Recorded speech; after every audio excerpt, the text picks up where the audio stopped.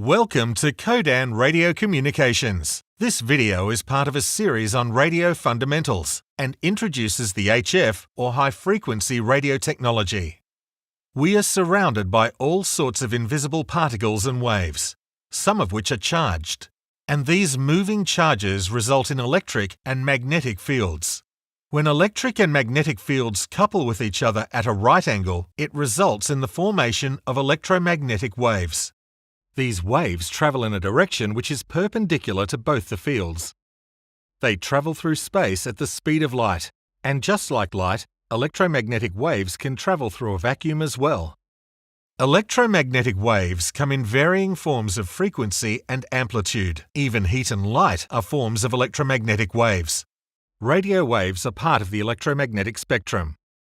The radio wave spectrum has a large range of radio waves, from maritime navigation signals used by ships, which are very low frequency, or VLF, to satellite signals, which are extremely high frequency, or EHF. In this presentation, we are going to focus on the HF, or high-frequency radio waves, and how they are used in communications. The range of HF radio waves is between 3 to 30 MHz, according to the electromagnetic spectrum. The typical range of modern HF radios is 1.6 to 30 MHz. So how did we know about electromagnetic waves and radio waves? It all started with James Clerk Maxwell's treatise on electricity and magnetism in 1873. The first radio waves were detected 15 years later by Heinrich Rudolf Hertz, whose practical experiments supported Maxwell's theories.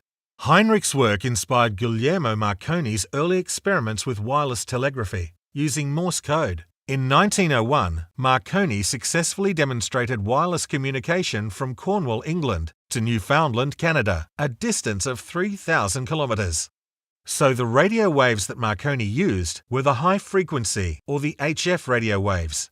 How does HF radio technology work? A transmitting antenna, shown as TX, emits the HF radio waves, and a receiving antenna, shown as RX, receives these radio waves. There are three types of HF radio waves. Ground wave, which is good for short-distance communication at less than 20 kilometers. It follows the curvature of the Earth and is therefore attenuated. Direct wave, which can be used for long-distance communication between ground stations and aircraft. And finally, sky wave, which uses the ionosphere to refract the signal back to Earth at varying angles, providing long-distance communications. As you can see, sky wave covers the maximum distance. We are most interested in sky wave to propagate signals. A layer in the atmosphere called the ionosphere refract the HF radio waves, making this technology work over long distance. The angle of the antenna is responsible for the coverage area as it aims the radio waves which are bounced off the ionosphere.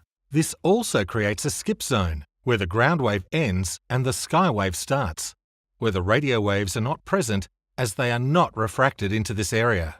To reduce or overcome a skip zone, the takeoff angle of the antenna is adjusted. By using a higher takeoff angle for the HF signal, the ionosphere is used to refract the signal back to Earth at a shorter distance. All sorts of voice, data, or signals can be sent using these waves.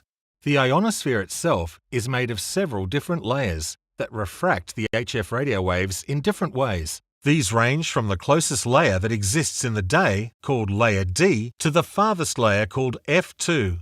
These different layers behave differently in the way that they refract HF radio waves. The D layer in particular can weaken or attenuate the HF radio waves, as it contains a higher number of charged particles due to the sunlight. The most common layers used for signal propagation are the F1 and F2. These layers change between day and night. A basic rule for HF radio signals is to use higher frequency radio waves during the day, as higher frequency waves will travel further using the ionosphere. The higher the sun, the higher the frequency required. The higher the frequency, the longer the distance the HF radio waves will travel. What are some of the other factors that can affect HF radio waves?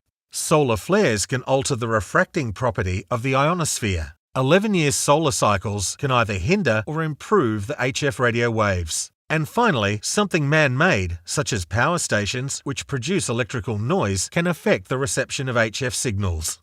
Apart from these factors, communication through HF radio waves depends on a few other things, like location, local radio rules and regulations. planning for the frequency sets to be used. So if you have the right antenna and these factors covered, you are on your way in the world of reliable long-distance HF radio communications. Codan Radio Communications. Be heard. We go where you go to ensure your people will always be heard.